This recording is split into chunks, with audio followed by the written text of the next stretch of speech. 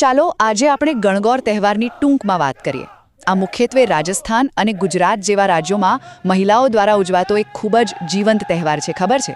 જેમાં શિવ અને પાર્વતીની પૂજા દ્વારા વૈવાહિક સુખ અને વસંતની ઉજવણી કરવામાં આવે છે. તો આ તહેવારને આટલો ખાસ શું બનાવે છે? ચાલો એની 3 મુખ્ય વાતો જાણીએ. પહેલી વાત, આ તહેવારનો હેતુ અને એની વિધિઓ.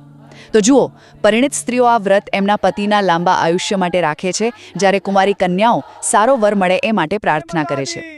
અને આ કોઈ 1-2 દિવસનો તહેવાર નથી હો, પૂરા 18 દિવસ ચાલે છે, જે હોળીના બીજા દિવસથી જ શરૂ થઈ જાય.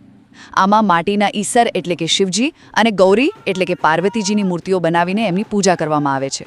બીજું, અને આ વાત બહુ જ રસપ્રદ છે, કે આ પૂજા ગુપ્ત કેમ રાખવામાં આવે છે? તો એની પાછળ એક કથા છે. કહેવાય છે કે એકવાર માતા પાર્વતીએ શિવજીથી છુપાઈને રેતીના શિવલિંગની પૂજા કરી હતી.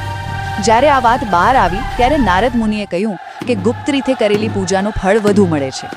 બસ ત્યારથી જ આ વ્રત પતિથી છુપાવીને કરવાની પરંપરા શરૂ થઈ. અને છેલ્લે વાત કરીએ એની સાંસ્કૃતિક ઉજવણીની.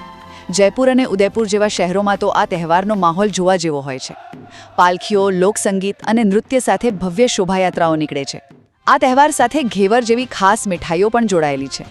અને હા, પરિણીત સ્ત્રીઓને એમના પિયર તરફથી સિંજારા નામની ભેટ મળે છે, જેમાં કપડાં, ઘરેણાં જેવી વસ્તુઓ હોય છે. ટૂંકમાં કહીએ તો ગણગૌર એ શ્રદ્ધા, સંસ્કૃતિ અને વૈવાહિક આનંદનો એકદમ રંગીન સંગમ છે.